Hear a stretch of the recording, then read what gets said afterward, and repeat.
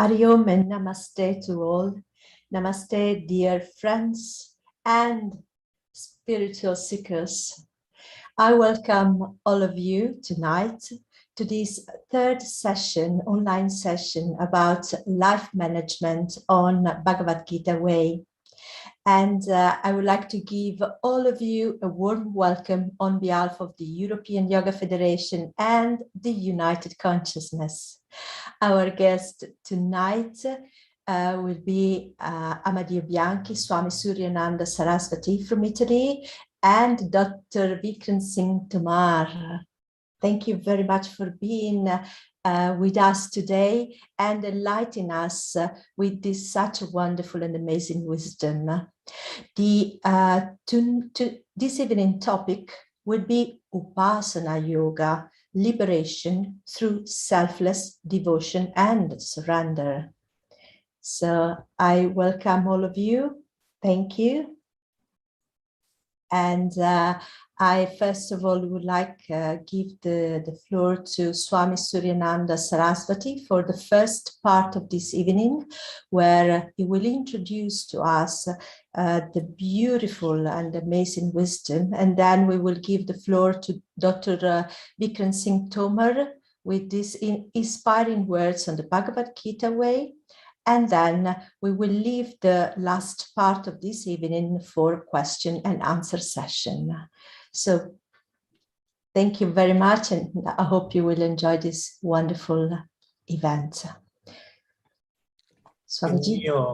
Il mio compito, Amelia G, è quello di andare alle radici del racconto, cioè andare nel Mahabharata per raccontarvi un po' la storia del Mahabharata. My personal pursuit in this evening, in this part, is to deep down into the root of, as an introduction to the Bhagavad Gita, going through the deep root of the Mahabharata. Dal momento che la Bhagavad Gita è una parte del Mahabharata, è il sesto capitolo, il sesto libro del Mahabharata. As you know well, the Bhagavad Gita is the sixth part of the Mahabharata book. Se vi ricordate, la volta scorsa avevamo parlato dei due fratelli, uno nato cieco, Dhritarashtra, e uno nato pallido per varie ragioni che vi abbiamo spiegato la volta scorsa.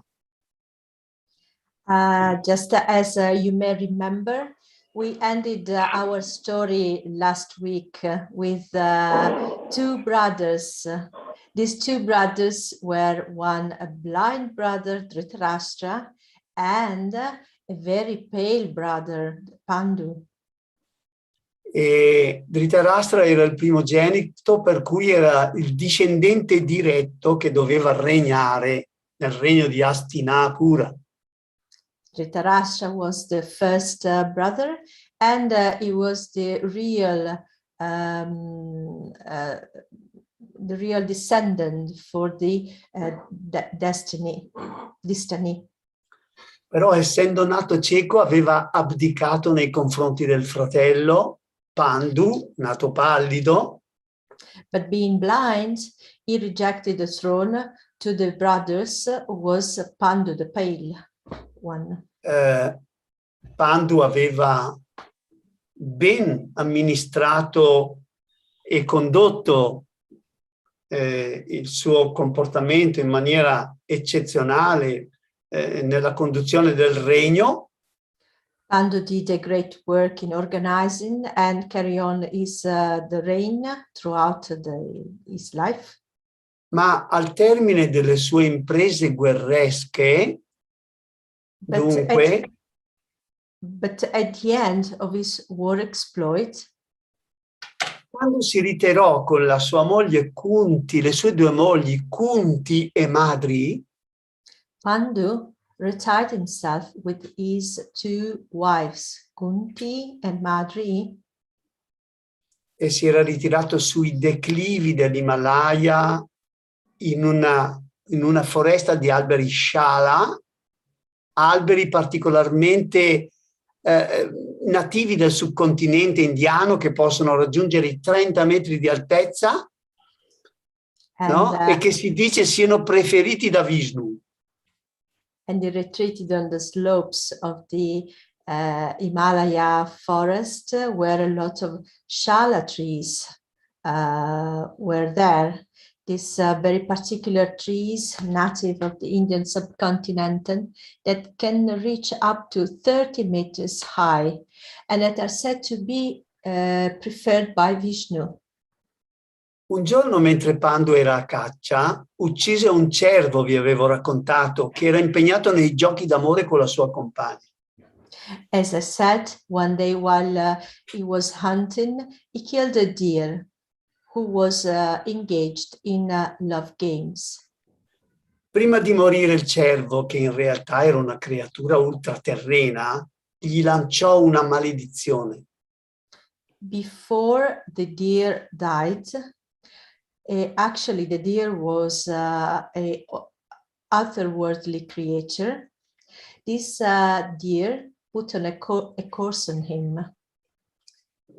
La tua fine, gli disse, sopravverrà nel momento in cui tenterai di unirti alla tua sposa. The deer said to him, your hand will come at the moment you attempt to join your bride. Così, anche senza averlo scelto, il re Pandu fu irrevocabilmente condannato al celibato. Thus, even without having chosen that, King Pandu was irrevocably condemned to celibacy. In preda all'afflizione, meditava di rinunciare al mondo. In the throes of affliction, he contemplated, he was thinking to give up the world. Vivere senza prole, non poter accostarsi alle sue mogli era per lui insopportabile. Living without children, not being able to approach his wives, was such an unbearable thought for him. Diveniva ogni giorno più triste. And every day he started to be sadder and sadder. Vedendolo in quello stato di depressione, la regina Kunti, che presumo provasse tanta compassione, gli rivelò che quando era giovane il savio Durvasas, uomo assai collerico, si era recato in visita dai suoi genitori. The Queen Kunti, seeing him in that state of depression, and I think she was very much compassionate towards him, she revealed to him that when she was young, the wise Durvasas, a very angry man, had gone to visit her parents. Kunti, con le sue attenzioni, era riuscita ad accattivarselo, così egli la benedì e le disse che tu possa essere madre di figli divini. Thanks to her attention towards the wise man, Kunti managed to captive him, so he blessed her and said, you may be the mother of divine children. E le insegnò un mantra grazie al quale avrebbe potuto invocare qualunque divinità e godere della sua compagnia. And he taught her a mantra through which she could invoke any deity and enjoy his company. Quando il savio si allontanò, Kunti, curiosa di vedere se il mantra davvero funzionasse, lo pronunciò ed invocò il dio Surya, il dio sole. Kunti was quite curious to check if the mantra really worked. So she pronounced the mantra and invoked the god Surya, the sun god. Il dio gli apparve all'istante e le chiese cosa volesse, qual era il suo desiderio. The god appeared just before her immediately, and he asked her what she wanted. What was her desire? Lei balbettò incredula e presumo spaventata e gli disse che stava solo giocando. She was quite stunned and quite scared, and she said that she was just playing. Si prostrò ai suoi piedi e gli chiese perdono. She prostrated herself to his feet and asked for forgiveness. Ignoravi che non si può scherzare in questo modo, che non si gioca con un mantra, disse il Dio Sole. Didn't you know that you can't joke like that?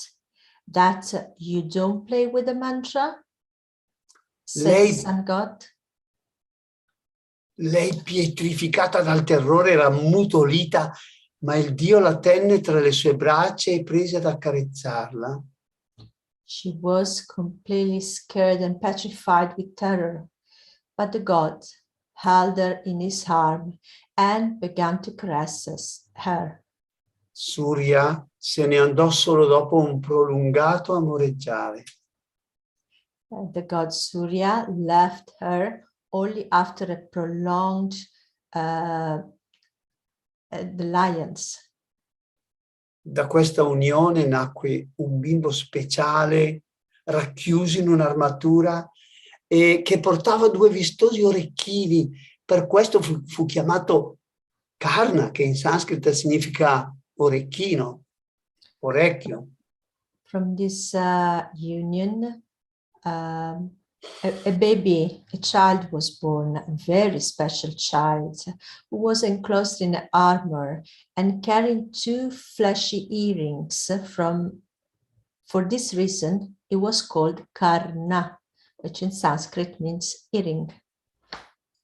Preoccupata di un eventuale scandalo, Kunti dispose il bambino in un paniere e lo affidò alla corrente di un fiume.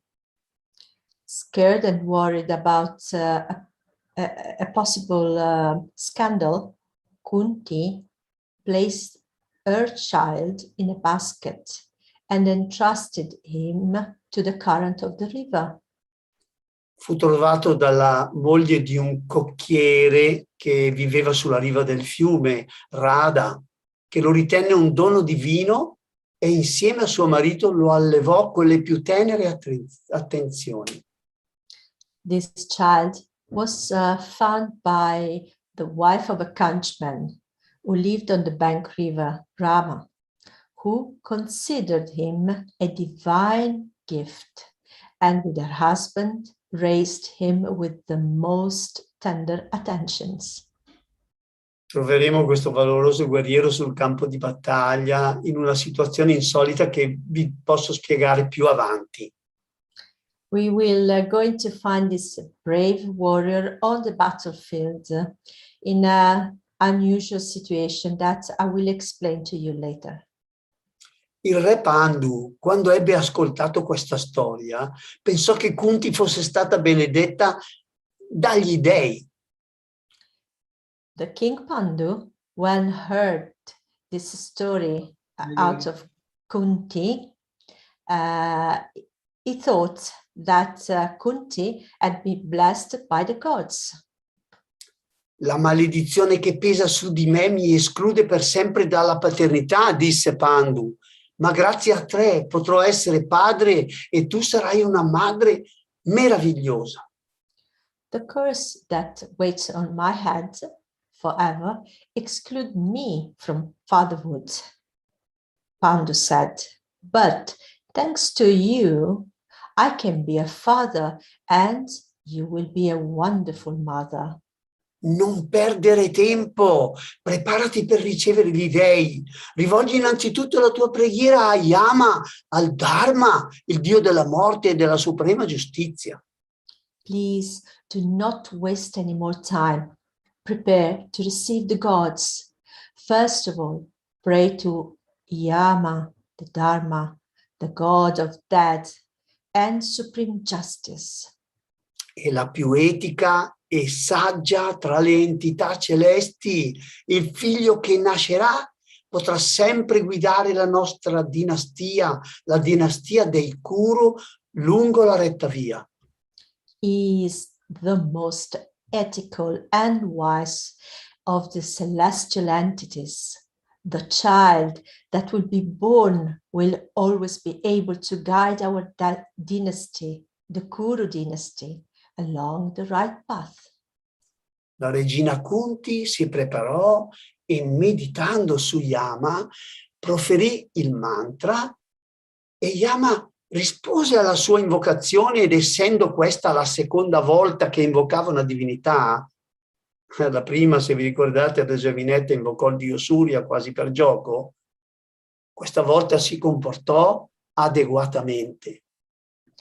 Queen Kunti prepared herself and started to meditate on Yama, uttered the mantra, and Yama responded to her invocation right away. And being this one, the second time she invoked the deity, as you know, the first time the young girl invoked the god Surya almost as a joke. But now she acted adequately. Da Yama ebbe dunque in questa occasione un primo figlio. Il bimbo diventerà il migliore degli uomini, annunciò la sua nascita una voce celeste. Schietto nel pensiero, nella parola e nelle azioni sarà benedetto dalla forza del coraggio. From Yama then, she had therefore on this occasion her first son.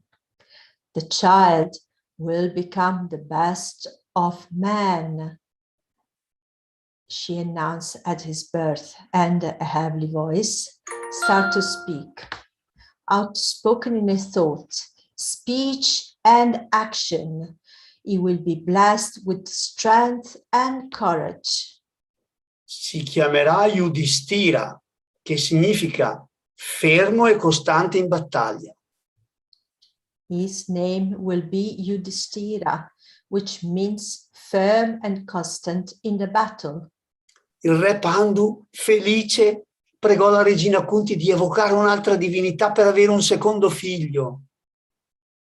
The king Pandu very happily begged the queen Kunti to call up for another divinity, to have a second child. La vita di uno kshatriya, disse Pandu, può dirsi completa solamente con il possesso della forza fisica. Ora prega dunque perché ti nasca un figlio dotato di forza eccezionale. The life of a kshatriya, said King Pandu, can only be completed with the possession of physical strength. So now, please, pray that you will have a son of exceptional strength. La regina Kunti si concentrò nuovamente e meditò su Vayu, il dio del vento. Poi proferì il mantra e da Vayu ebbe un bimbo così forte che quando lasciando le braccia di sua madre si lasciava scivolare sul pavimento, si dice che provocasse un leggero terremoto. Queen Kunti again focused herself and meditated on Vayu this time, the god of wind. Then uttered the mantra and from Vayu had a child so strong that when leaving his mother's arm, he could sleep on the floor. It was said that he was causing a slight earthquake. Il bambino si chiamò Bhimasena. Lo troviamo a volte semplicemente chiamato Bhima. This child's name was Bhimasena. Sometimes we will refer to him simply as Bhima.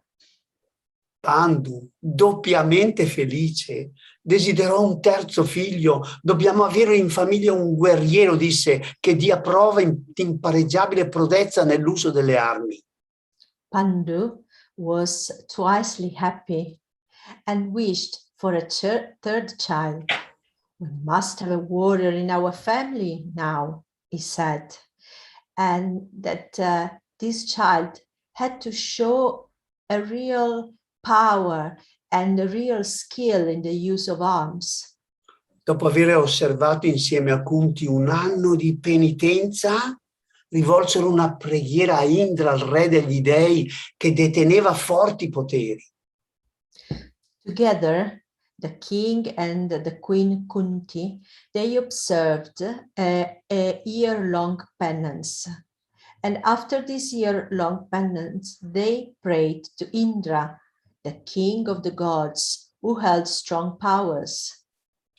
Quando Kunti diede alla luce il bimbo, figlio di Indra, una voce celeste annunciò: questo bambino non avrà rivali per saggezza, energia e perizia nell'uso delle armi.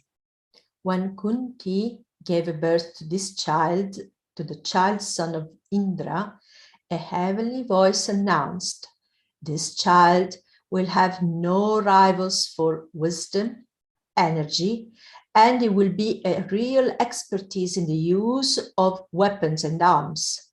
Maneggerà con destrezza ogni tipo di arma, soggiogherà tutti i suoi nemici e recherà lustro alla stirpe dei Kuru.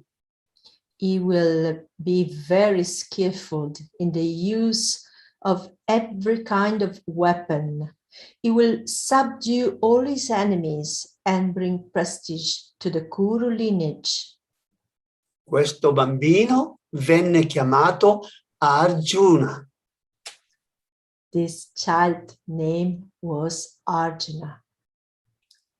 Quando inizieremo la lettura della Bhagavad Gita, lo ritroveremo subito all'inizio nella veste del protagonista principale della stessa.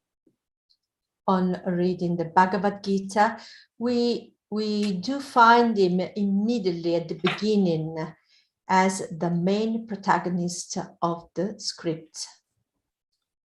Ritroveremo il nostro eroe in vesti molto umane, con il cuore pieno di compassione, il quale dopo aver scorto amici e parenti nelle file nemiche, non solo nelle file nemiche ma anche in quelle dei suoi propri alleati, sarà assalito da un profondo dolore e da tanti dubbi a riguardo alla scelta di un comportamento etico. We find we have our hero in a very human attitude, with a heart full of compassion. After escorting friends and relatives to the ranks of the enemy, but also to those of his own allies, will be having deep pain and main doubts about the choice of ethical behavior. Dopo aver dato alla luce Arjuna, la regina Kunti si rifiutò di mettere al mondo altri figli, nonostante Pandu desiderasse averne ancora. After giving birth to Arjuna, the Queen Kunti refused to give birth to any other child, although Pandu wished to have them again. La seconda moglie di Pandu, però, la giovane Madri, gli supplicò di evitare che lei rimanesse sterile, mentre Kunti aveva 3 figli, pertanto a sua volta poté invocare gli dei Ashwin, dai quali ebbe 2 splendidi gemelli, Nakula e Sahadeva. Madri, on the other hand, was the second Pandu's wife. She begged Kunti and Pandu to prevent her from remaining without children. While Kunti had 3 children, she would like to have children too. So she begged Kunti to invoke the twin gods Ashwin, dai quali ebbe 2 splendidi gemelli, Nakula e Sahadeva. From whom she had 2 beautiful twins, Nakula and Sahadeva. Questi 5 speciali fratelli di origine divina li troviamo tutti nella Bhagavad Gita, spesso citati con il nome di Pandava. These 5 very special brothers of divine origin are all found in the Bhagavad Gita script. Often they are referred to as Pandava. Gandhari, la moglie di Dhritarashtra, il fratello di Pandu, quello nato cieco, nel frattempo aveva dato alla luce 100 figli. Gandhari was the wife of Dhritarashtra, as you know, Pandu's blind brother, had in the meantime given birth to 100 children. Il primogenito si chiamava Duryodhana, il secondo Dushasana e così via. The first son was, his name was Duryodhana, and the second Dushasana, and so on.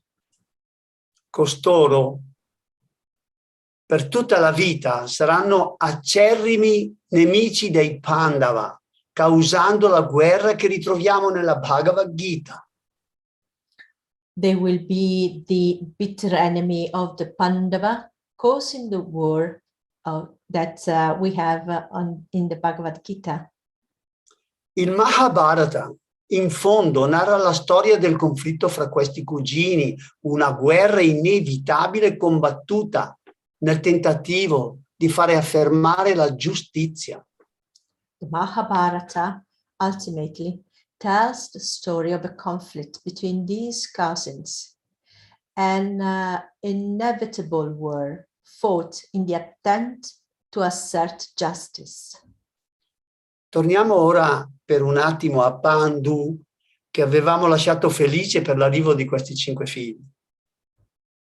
So now let's return back to Pandu, who we left very happy on the arrival of these 5 children.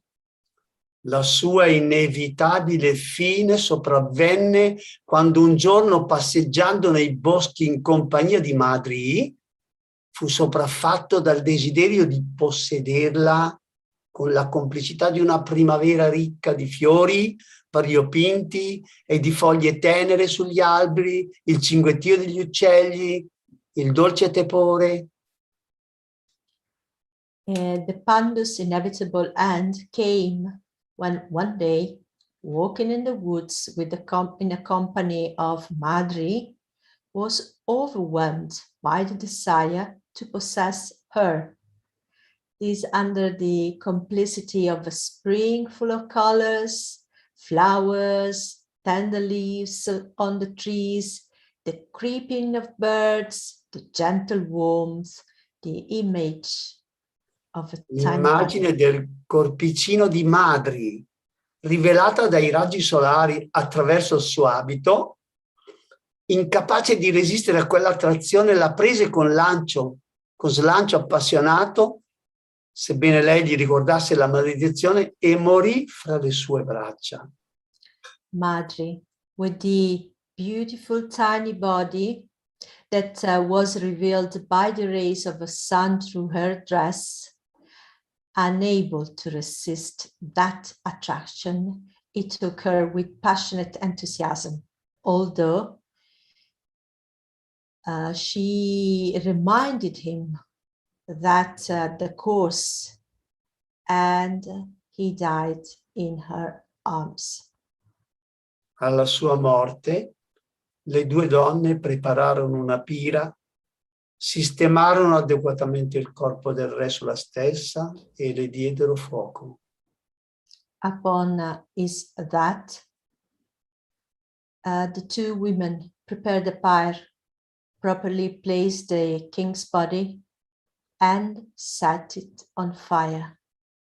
In quell'occasione, Madri affidò i suoi gemelli alle cure della regina Kunti, salì sulla pira funebre e si lasciò bruciare insieme a suo marito.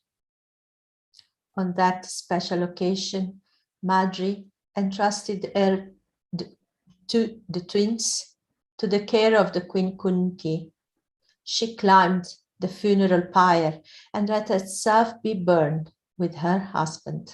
Con questa immagine forse un po' triste, vi lascio a questo punto del racconto, lo riprenderemo nella prossima sessione e piano piano andremo avanti a scoprire altri particolari dei nostri eroi guerrieri che ritroveremo nella Bhagavad Gita. So with this quite strong and sad picture, I would like to end it up today and leave to this part of the story, and then we will carry on through the next session. Grazie infinite per la vostra pazienza nell'ascoltarmi. Lascio la parola al dottor Vikram G. Thank you very much for having listening to me till now, and I would like to leave the floor to Dr. Vikram G. Namaste, Dr. Vikram. Namaste, namaste. Thank you very much, Swamiji. Thank you, Amelia ji, for your contribution. And welcome, dear friends. Today we are going to talk about Upasana Yoga. Last session we had on Karma Yoga. Second session we had on Law of Karma. And today we'll talk about Upasana Yoga. So there was a master in Vedic time, Guru. He gave, after whole education was complete, he gave a test to all the students. The test was this, that all the students were given a coconut and they were to break the coconut and get the water out of it and bring that water to the master, to the Guru. But the only condition was they can break the coconut only at a place where nobody is watching them. All of the students went and everybody came in 1 hour. They found a place where nobody was watching them. And they broke the coconut, got the water and brought it to the Guru. But one student did not come back. Till evening, he did not return back. Everybody started searching for him. Late night, they could find him in dense forest. But still the coconut was not broken. He still was carrying the coconut. Guru asked, since morning till night, you didn't get a single place where nobody was watching you? The student replied, Master, I found many places where there was no organism. There was no animal. There was no human being. There were many such places. But I still could not find a place where nobody was seeing me, because in absence of everybody, at least my soul was seeing me. At least I am seeing. So there is no place in the world I could find that there was nobody. I was there. I was seeing it. So who is that I? Is the fundamental focus of this Upasana Yoga. Upasana Yoga starts with understanding that I witness everything. Upasana. Up means near.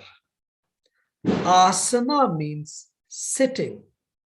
When you sit near to self, it is called Upasana. And whenever we sit near to ourselves, it helps us to realize self. That's why it is called Upasana Yoga. So what are the basic dimensions of Upasana Yoga? How it is done? How to sit near to self? So there are 4 basic dimensions of it. First is called Kayak dimension. Kaya means body, physical body. The first is called Kayak dimension, body. Second is called Indriya. Indriya means senses. First is body, second senses, Indriya. Third is Vachik, means verbal. Vachik, verbal. Fourth is Manas, mind, connected with mind. So body, senses, verbal and mind, speech and mind. These are the 4 dimensions. We sit near to ourselves. How do we do that? Let's go one by one. Let's first focus on kaik, the body. Lord Krishna in Bhagavad Gita, chapter 6, verse 617 says, Yukta har viharasya, yukta chesthasya karmashu, yukta sapnavabodhasya, yogo bhavati dukkha. Chapter 6, verse 17. Every word is important. Let's understand it. First word is yukt ahara. So first point in the body dimension for Upasana is yukt ahara. Yukt means balanced, appropriate. Ahar means food, diet. First thing we need to do with is, if you really want to be closer to yourself, have appropriate diet. What is appropriate or balanced diet? Yukt ahar. Diet is of 2 types. Diet for the body and diet for the mind. So these 2 types of diet should be very appropriate. So what is appropriate? Appropriate means right quality and right quantity. Assure whatever you are eating is of very good quality that adds to your health.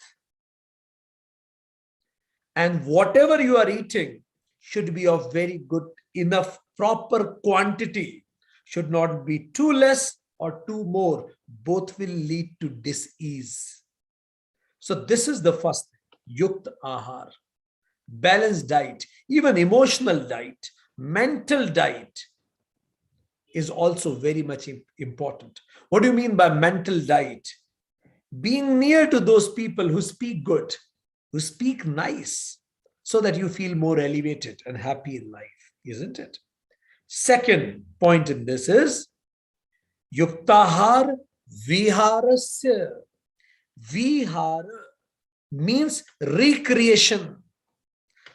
Do something that revives you, makes you happy, is also very much important. Nowadays, in certain countries like China, they call it 9 into 9.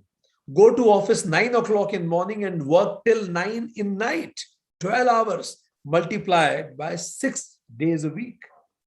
Lord Krishna says, no, it should be balanced. Don't work too much. Have time for yourself, for family, for friends. Certainly, you don't want to reach at the top all alone. Nobody to appreciate your success.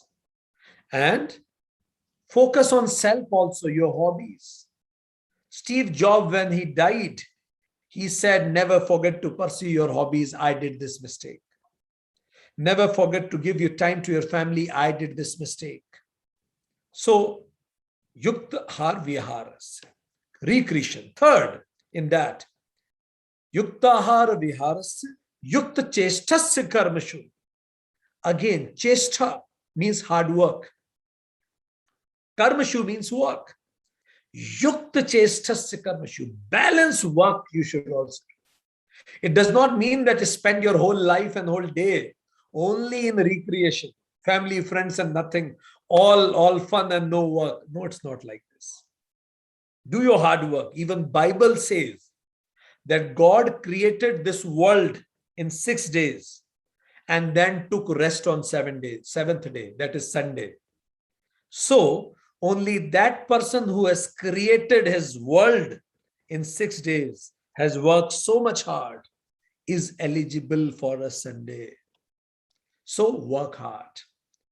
Learn to delegate. Fourth in this is yuktahar viharasya, yukta cheshtasya karmashu, yukta swapnavabodhasya. Yukta swapna, balanced. Swapna means dream, means balanced time of sleep and enough sleep. Good quantity and quality of sleep. Quality means deep sleep. Quantity means at least 8 hours of sleep. So 7 to 8 hours of sleep. Yukta Swapnava Bodhasya. Fifth, Bodhasya means get up in time also. Don't sleep till late. Get up in time. Right time you should get up, 5 o'clock in the morning or later 6. Yogo bhavate dukkhaha. This is the yoga which will eliminate all dukkha, all misery from life in the body dimension. Now let's talk about indriya, second dimension, senses. Lord Krishna, chapter 3, verse 41 says, O Arjuna, control the feed of your senses. Chapter 3, verse 41. What does it mean? Control the feed of your senses. What are the senses? First is eyes. Control the quality and quantity of what you see. Because actually you become what you see. If you keep on seeing what is wrong, those feelings will start generating in you. Your thoughts get affected by what you see. So, what you see is very much important. Assure it should be of good quality, in direction of your mission of life. Second, what you hear. Second, ears. Second, sense. Quality and quantity of what you listen. If you listen those things which are not good, if you listen loud music, if you listen those things which are too much loud, there is a concept in science called frequency response system. Frequency response system. Your mind automatically reaches to the frequency it is listening to. If you are listening some destructive frequency, somebody is fighting to you, speaking loud in wrong pitch, automatically you will also get agitated in some time and get angry. It is called frequency response system. Third is nose. Quantity of and quality of what you breathe. Pure air. What you breathe, the quantity. Quantity. Deep breathing, not the shallow breathing. And the quality of air you are breathing. Be mindful of it. That becomes prana. Fourth is tongue. Quantity of and quality of what you taste. Whenever you start eating, what is important for you? Is it taste or health? Every moment. When you raise your hands to eat something, is it the taste or health you are focusing on? Ask yourself. Quantity and quality of it. Fifth is skin. The temperature, the weather, the climate, the environment. Quantity and quality of it should be very good. So all these things, it is important that no entry without permission board should be there on all our 5 senses. Let me check it before I take it. Our mind is not a public toilet open to every garbage. Once we assure this, then your eyes will start seeing beyond seeing. Your tongue will start tasting beyond the flavor. Your ears will listen beyond words. Your nose will breathe beyond breath. That is called prana. Your skin will sense beyond touch. We become extremely sensitive to the world. This is the second point. Third is vachik, the verbal dimension of it. Chapter 17, verse 15 talks about Anudveg karam vakyam satyam priyam hitam chayat swadhyay abhyasanam chaiva vagmay tap uchyate. Every word is important. Verbal discipline, verbal focus, verbal conditioning. What is it? Vachik. Third. Let's understand every word. Anudveg karam vakyam. Anudveg, non-reactive in speech. Whenever you are talking to anybody, be non-reactive. Respond to the world, not react to the world. Let no situation be more important than a relation. Focus on what matters more in life. Your speech should not hurt anybody. This is first condition. Anudveg karam. Otherwise, if you hurt others, they will start hurting you, and finally you will lose your balance one fine day. Second, satyam anudveg karam. Vakyam satyam. Speak truth. Focus on absolute truth, if not at least empirical truth. Lies take us away from God. The more we lie, the more fearful we become. It produces mental rashes. Lies like allergy. It produces mental rashes. Satyam. Assure whatever you are speaking is satyam, truth. Third, not only satyam is important, priyam, pleasant. There are many people who speak bitter truth in the most horrible possible manner, and it hurts others. There is a way of presenting everything. A truth spoken with bad intent can defeat all the lies you can invent. So even your intent. So pleasant means use best possible words. It should be pleasant to listen. Your pitch, your voice, your volume, be mindful of it. Priyam. Fourth, hitam. Whenever you are speaking something, assure that it should be in benefit of others who are listening. Like, for example, you listen any speech, what is the first thought comes to you? So what? What is in it for me? Okay, nice, but what to do about it? Okay, it's a good thing, but what should I do from tomorrow morning? It should benefit me. It should be good for the listener. Whenever you are speaking, see whatever my speech, is it benefiting the listener? Think about it. Last is samayam. Whatever you are saying should be properly timed. Everything has its own time. There should be time for every talk, and every talk at its own time. Misplaced conversation lose its sanctity. There are many parents who keep on giving feedback to the kids at dining table, at dinner table, at bed, and every place. And finally, their conversation loses their gravity because every time, day and night, you are giving feedback. It should be properly timed. And then the verse says, and how to go about it, how to assure it. Then verse says, Swadhyay abhyasanam cheva vagmay tap uchchate. So about these 5 things, what are those 5 things? As I mentioned, anudvegakaram, satyam, priyam, hitam, samayam. Samayam means rightly timed. In order to practice these things, you need to do 2 things. First, swadhyaya. Every night reflect. Swadhyaya means reflect on your day completely. Sit, swa means self. Adhyaya means study self. How did I behave whole day? Every night do reflection. Swadhyaya.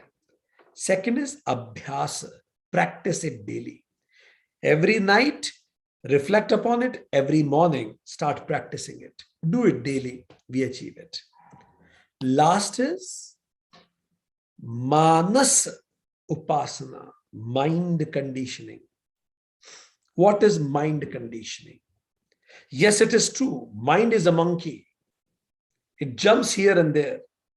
And Veda says that, scripture says that mind is that kind of monkey that has even drunk liquor. Imagine how much it will jump. And not only drunk liquor, it has been stuck by a scorpion. It has beaten, a scorpion has beaten it. Imagine how much it will jump. Yes, mind is a monkey, but the key lies within. And the key is Upasana yoga. So it means ability to concentrate. ability to concentrate. We all can concentrate at different times of life. But at times we are watching an Avenger movie and we can concentrate. We are watching something interesting, we can concentrate. But that concentration happens automatically. Here the question is, can you concentrate anywhere, anytime, any long duration of time, whenever you want? Ability, it is a skill that I can concentrate at my will, whenever, wherever, howsoever long I want to. How many of us have this ability to plug, unplug, and replug our focus? This is what you call manastap. Meditation is the common concentration, or later on meditation is the common denominator of success in everything in life. Even if you want to study, play, want to work for samadhi, whatever you are aiming in your life, concentration is the must. So how to go about it? Fine. Lord Krishna, verse 26, chapter 6, says that yes, mind jumps from here to there. But every time when mind wanders, bring it back, bring it back, bring it back. The moment you are concentrating and you realize that mind is going somewhere else, bring it back. But the key is, do you realize immediately that mind has gone somewhere else? If you could, bring it back. So what are the methods for that? First is called pratik upasana. Pratik means form. Symbol is called pratik. Pratik upasana, in which you focus, you concentrate on lingam, idol of God, mandala, chakra, or a pyramid. God should not be lower to the symbol here. The symbol should be exalted to the God. So it is one form of meditation or concentration, maybe. Initially concentration and then meditation. So first is pratik upasana, concentration on a form. Second method is, it is called nama upasana. Nama means name, audio or sound. Concentrate on some sound. Japa, repeating a mantra. Mantra means whatever you chant with your 100% focus starts working for you. In Sanskrit, it is called mananat trayate iti mantra. Mananat means anything. When you chant with your 100% devotion, trayate will protect you. So whatever you do with your 100% focus starts protecting you. Bhajana, singing a song, is this. Third method is value meditation or thought meditation, like compassion meditation, loving kindness meditation. Think of the values in life that you want to inculcate in yourself. May it be compassion, may it be loving kindness, may it be confidence, may it be peace, whatever value you want to bring in yourself. Start meditating on them. There are chapter 16 of Bhagavad Gita. Lord Krishna talks about many divine values that we can concentrate upon. Fourth method is sense or body relaxation meditation. It is called relaxation meditation, in which you relax your body. You focus on various body parts and you relax it. That is fourth. Fifth is aham graho upasana. Aham means self. Griho means grasping. Focus on nothing else but self. Self as an object, like focusing on that Mahavakya, Tat Tvam Asi, you are that you're searching for. Aham Brahmasmi, I am that.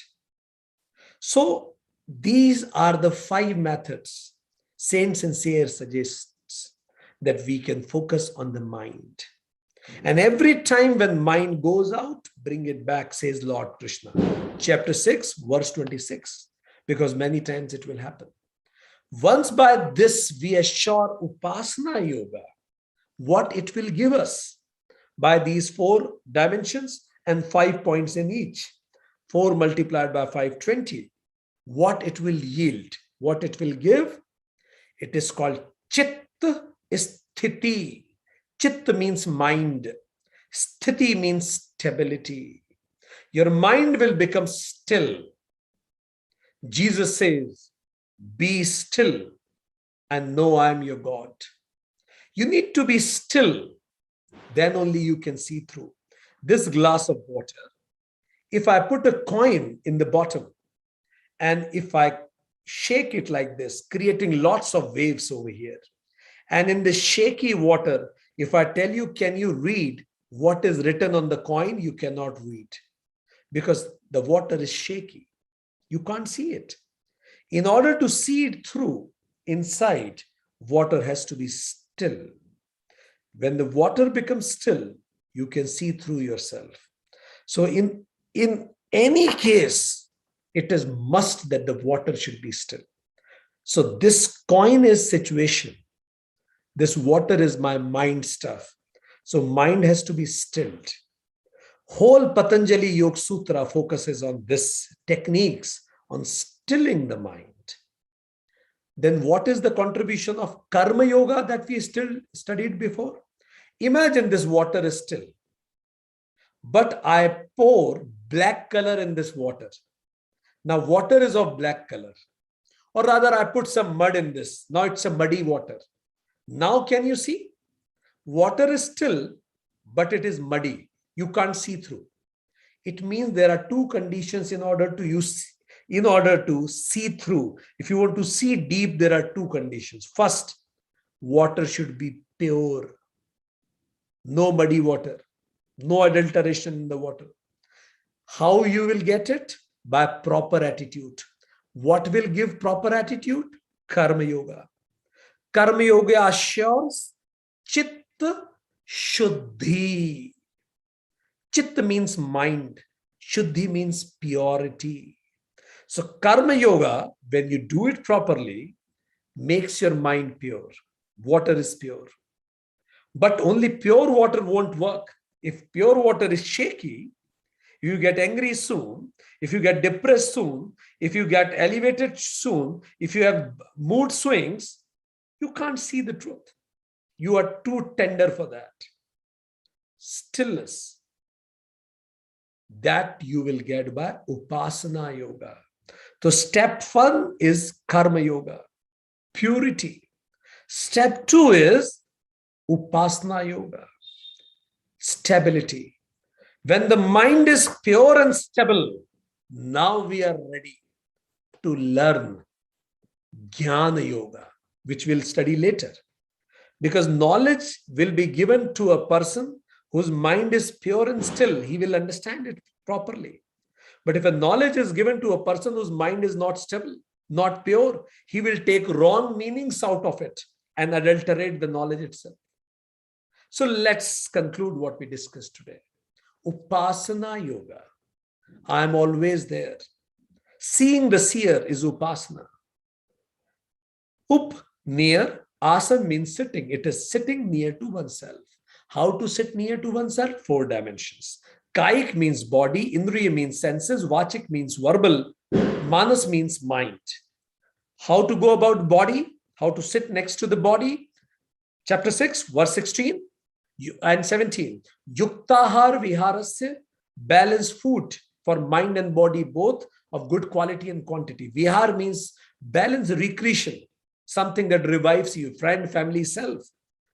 Chestasya karmashu, work hard as Bible says. Create your world in 6 days. 4th, swapana, sleep in time, bodhasya, get up in time, yogo bhavati dukkha, you will be free from all such problems. 2nd dimension is Indriya, senses. Control the feed of the senses, says Krishna, verse 41, chapter 3. Eyes, quantity and quality. Ears, quantity and quality. Frequency response system, we discussed in that. Nose, quantity and quality of what you breathe. Tongue, quantity and quality what you eat. Taste before health, health before taste. Fifth is skin, the temperature, the environment.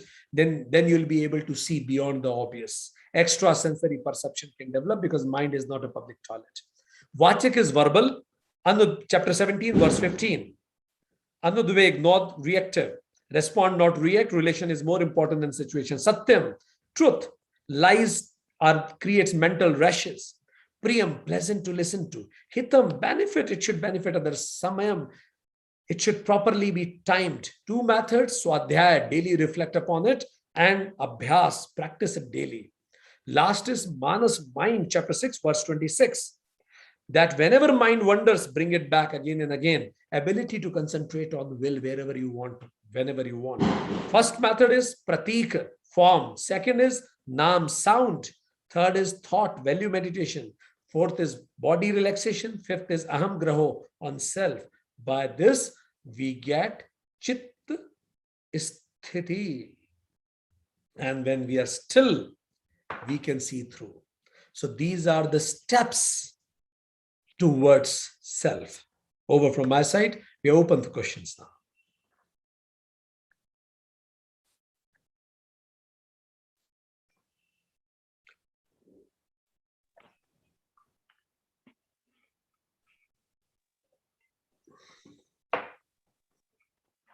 Yes, anybody, any questions?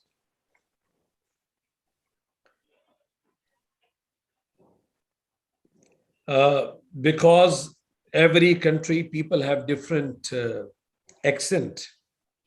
I could see people from Turkey, Germany, Saudi Arabia, and Italy, US. So if there is some problem of accent, if you couldn't follow any particular word, line, you can ask me, I can repeat utilizing this time also.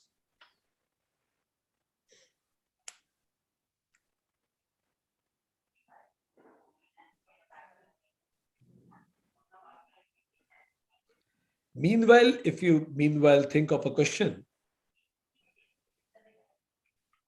a general misconception is Karma Yoga and Upasana Yoga are optional.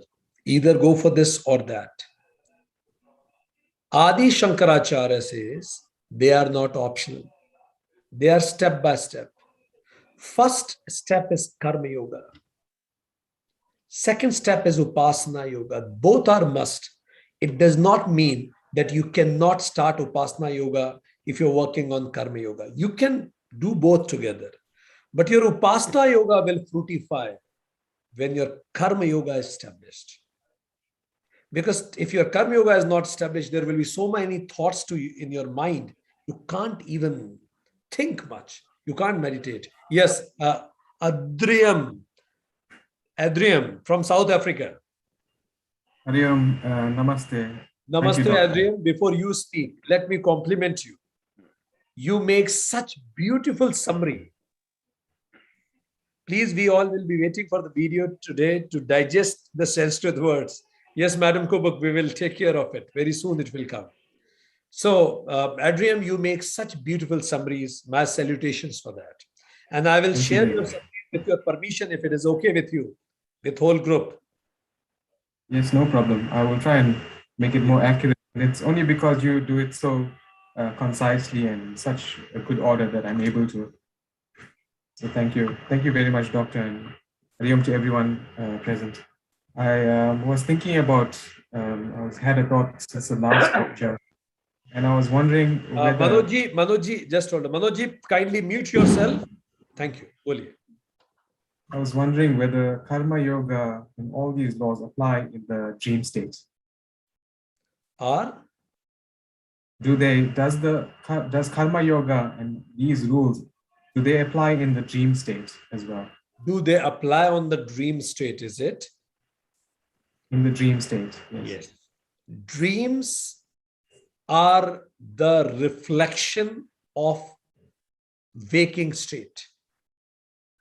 The dream stuff comes from the waking state. If you have done wrong karmas, it means your subconscious will be afraid of your own karmas. If nobody knows, at least you know you have not done right. You will see those reflections in your dreams. Your dreams, you will find that somebody is chasing you, seeing you from behind. Maybe that somebody is you yourself seeing you from behind. In Upasana yoga, that will reflect and you will lose your sound deep sleep. You will have many fickle sleep. Your quality of sleep will go deep down, very much down, because your actions are not correct. So dream takes all stuff from the living, waking. If we improve upon waking, automatically dream will improve. And if you reduce the quality of what you do while you are waking, you will lose the quality in sleep also. Make sense? Yes. answer Added it? on to that. Yes, thank you. Added on to that, does that mean when you suffer in a dream, can you pay off your karma through dreams, through suffering, through dreams? Good question. Good question. Very creative question, Adrian. When you suffer in the dream, do you pay it off? Suffering in the dream are not conscious. When you do a conscious mistake, you need to consciously suffer. There is a purpose. When you consciously suffer, you consciously improve. And this is the purpose of this birth, to improve consciously. Take efforts to improve consciously. So in dream, there is a dream problem, there is a dream suffering, and everything goes away. Fine. Or rather, at times when you suffer in the dream and then you get up and you realize it is a dream, you be happy about it. Good.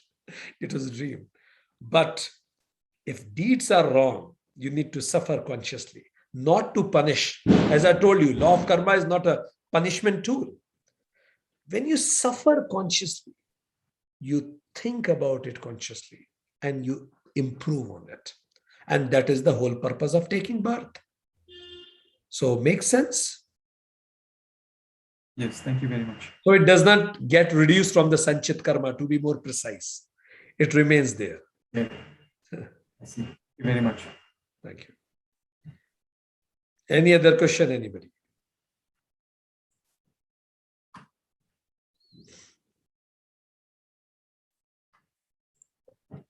Vikranji, pranam. Okay, we have Jishnu from India, Kerala. We have him from the land of Adi Shankaracharya himself. Kerala is a place, state where Adi Shankaracharya was born. Carry on, Jishnu. Vikranji, namaste. I have a question that as a human being, we may went through many bad karmas in our past days or past years. So might be it may those karma, once we realize those karma were not good enough to attain the peaceful nirvana or whatever it would be. So those pains really follow us like a shadow. So how can we, it's not a kind of escape, but how can we overcome, or how can we get, out of that? Perfect. The question is, we at times happen to do some bad karmas. Of course. If not consciously, maybe it happened. We didn't want to make anybody suffer, but by my deeds, that person suffered. For any reason, if we have done some bad karmas, those things may haunt us, they follow us, and then it becomes difficulty. This is a question how to deal with this. Swami Vivekananda was going through the ghats in Kashi, near the Ganga river's bank. Some monkeys started following, running behind Swami Vivekananda. Swami Vivekananda started running away from monkeys. A lady, she was washing the clothes on the ghats, on that banks of the river. When she saw Swami running and monkeys following the Swami, she shouted and she said, Swami, don't run. Face the brutes. stay and face them. Swami Vivekananda suddenly stood there, stopped running, and gazed back to the monkeys. The moment he saw the monkeys started running back. And this is what are our fears. When we realize I have done a wrong deed, go and admit it. Go and talk to that person. Even if that person abuses us, everything, every abuse that will reach to our ear will purify us. Fine. There are many ways we can do chitta shuddhi in that. Purify our mind. Like if I have done wrong to somebody and that person is not there in the world itself now, he died afterwards. Now, how can I go and seek forgiveness? The method is, Lord Krishna says that I am there in this whole universe. Fine. Start serving every mankind, whomsoever you can serve up to your best capacity. If that person was old, go to the old age home, start serving them. But whenever you are serving, it should not come out of your leisure. Okay, fine, this weekend I'm doing nothing, so let me go and serve. I have got millions, let me spend $1,000 in something. No, it's not. It should create some pain to you. It should really create some pain so that you will remind of your bad deeds. It will purify. I have gone through pain to purify myself. You become, it's like I'm ready to sacrifice. If I have done wrong, I'm ready to punish myself. But these punishments are constructive punishments, which will elevate me further. Fine. Have I answered you? Yes. Perfect. Thank you. Thank you. Madam Lourdes from Turkey has a question about hearing quality. Sounds, some music frequencies has been altered between this to this, which disturbs the normal frequency of existence. In this regard, how do you suggest we choose a right music with a current frequency? That's an important, good question. When we listen something, or when we eat something, our body, our mind, our senses, particularly our mind, has gone through a long journey. So what music suits you may not suit me also. Similarly, what suits you in eating may not suit me also. Yes, majority of the things are common, what will suit you and suit me also. So in my suggestion, alpha music, go for alpha music. Alpha music is in a particular frequency, which is extremely soothing to the mind. And the research has proven this. When we get up in the morning, our mind is at alpha frequency. And when we sleep, just before the sleep, our mind remains in alpha frequency. If our mind is not in alpha frequency, we cannot sleep even. Alpha frequency comes when we start meditating. So alpha frequency music is available. Listening to that music, whatever music suits us well, because science has also proven this, that we are sound only. We are sound modified. We are made up of molecules, molecules of atoms, atoms of nucleus, nucleus of protons, protons of quarks, and quarks has made up of vibrations. So we all are vibrations. What vibration suits us should be followed. I hope that answers the question. Any other question, anybody? Yes, please. Kailash Joshi ji from India. Namaskar, sir. Namaskar. Sir, I want to know if Chitta Suddhikaran and Chitta Prasadna, are both these things same or different? If it is Chitta, you are talking about Chitta Prasadhana, it is right. Okay. The Prasadhana, Chitta Prasadhana leads to Chitta Shuddhi. It leads to that. It's the process. Sadhana means effort, putting efforts. Okay. And Chitta Shuddhi is the result of it. Have I answered you? Thank you. Any other question?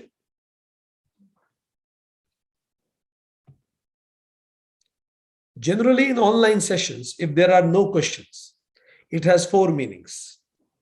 Meaning number 1, everything is clear. Meaning number 2, nothing is clear. Meaning number 3, there is a technical issue with my laptop and I can't switch on the mic.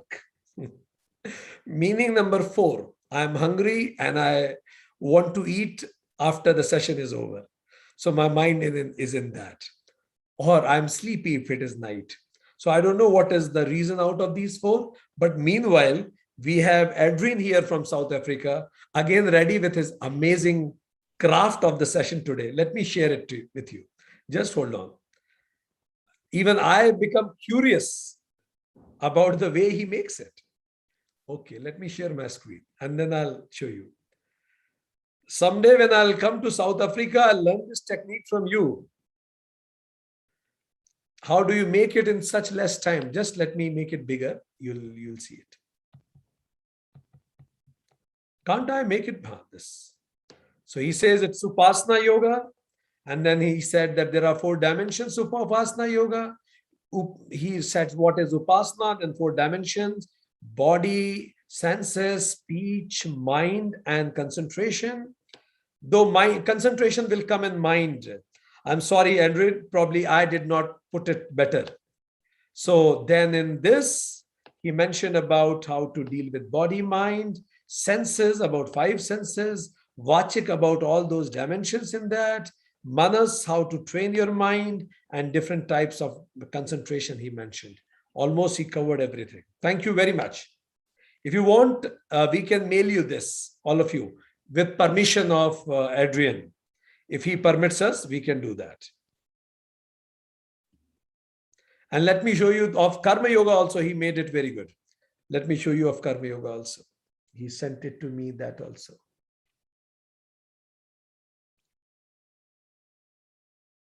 Okay. I can see it right now here. Okay. Any other question, anybody?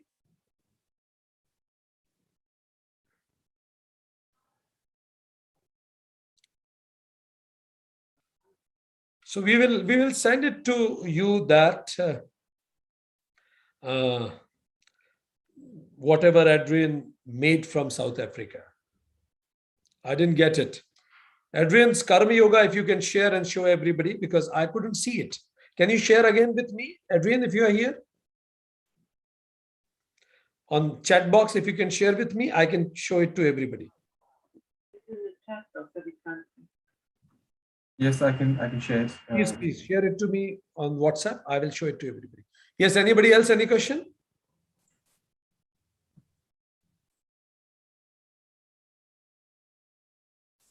Okay. So next session will be on 13th of November. And we will be talking about art and science of meditation in that. And the timing will be exactly the same. It will be 5 to 6:30 p.m. CET, Central European Time. And it will be 9:30 to 11 p.m. IST, Indian Standard Time. Okay. Perfect, perfect. So I'm very happy to see this global community learning together and working together in this beautiful journey on Yoga Sutra, on the Bhagavad Gita, and the story of Mahabharata narrated by respected Swamiji.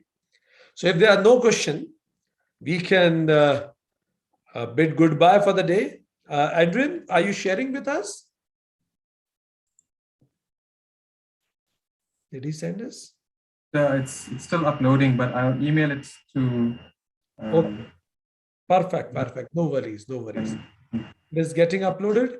So 3 he made. That manuscript he is created. So from South Africa, we'll send it to everybody with his permission. Thank you very much, friends. Happy Diwali from my side. We'll meet again next week, same time. And